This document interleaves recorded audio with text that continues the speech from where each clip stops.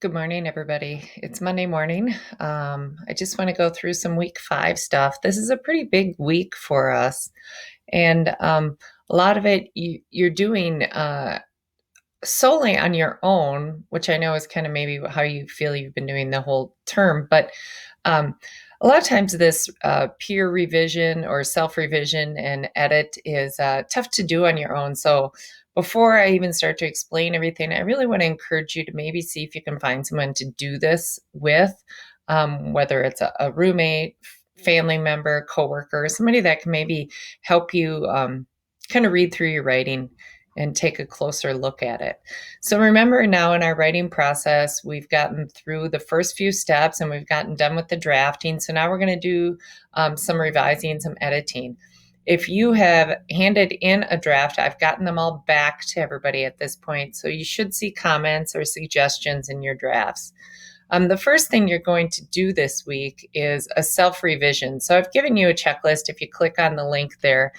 And really, it's forcing you to take a closer look at your essay. Like, where's your thesis? Does it give focus to the essay? Where's your topic sentence? Do you follow the topic that you wrote in the topic sentence for all the body paragraph? Note on here, I said this review should take you at least 30 minutes. And I mean that.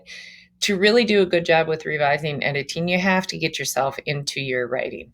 And it can be difficult, I understand, and maybe tedious or maybe boring, but this is really where good writing comes from. I know for sure that many of us have maybe take some pleasure in gathering information, even drafting the information, but this revision and editing process is the part that a lot of us don't want to do. And it really is a very, very important part, especially if you want some good writing. Okay, so after you've done your self edit and you're not turning anything in there, you're just doing that on your own. After we've done the self edit, the self revision, then we're going to discuss commas. What I've done here is just put the foremost common uses of commas. You can take a look through those. Khan Academy also does a great video on commas, and I'd really encourage you to watch that maybe while you're looking at those 4 comma uses. And then there are some interactive quizzes to test your knowledge on commas. I encourage you to do all that. Remember, commas have a task. They're not just put into a writing because we pause there. I think that's kind of a common misconception. They should be doing something. So make sure that you take some time to read and review those. And then what you're going to do for your discussion board is you're going to do a self edit. So I've given you kind of a step by step process. And remember, the editing process is about words, capitalization, spelling, sentence structure, punctuation, those things. So the first thing you're going to do is read your draft aloud. The second thing you're going to do is find all your you and your words because we want to eliminate those. This is a personal essay, so the pronouns should be personal pronouns, I, me, those type of pronouns. Then you're going to check your comma usage so that what you've just learned or reviewed about commas, you're going to put into practice and look at your own draft.